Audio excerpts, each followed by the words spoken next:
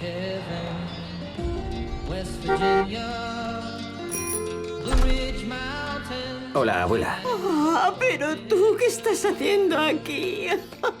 Tu abuela me dice que su nieto es un superabogado medioambientalista en Cincinnati. Soy un abogado defensor corporativo. ¿Y? Defiendo a empresas químicas. Pues ahora puedes defenderme a mí. ¿Cuántas dices que has perdido? 190. ¿190 vacas? ¿Vas a decirme que aquí no pasa nada? Es un caso pequeño para un amigo de la familia. Alguien necesita ayuda. ¿El granjero o tú?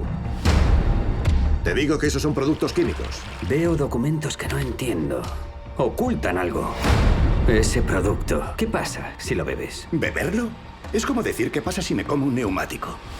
¿Y si lo que está matando a esas vacas está en el agua que beben? En DuPont, vivir mejor mediante la química es nuestro ADN.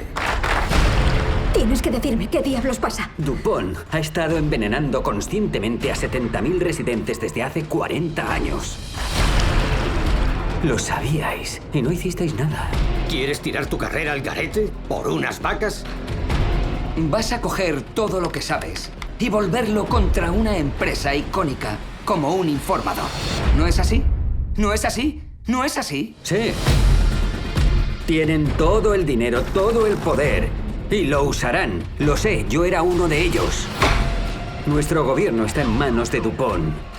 Intentan obligaros a que me hagáis parar. Está dispuesto a arriesgar su trabajo, su familia, por un desconocido que necesita su ayuda.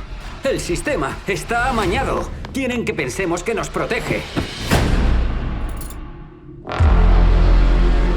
Nosotros nos protegemos, nosotros.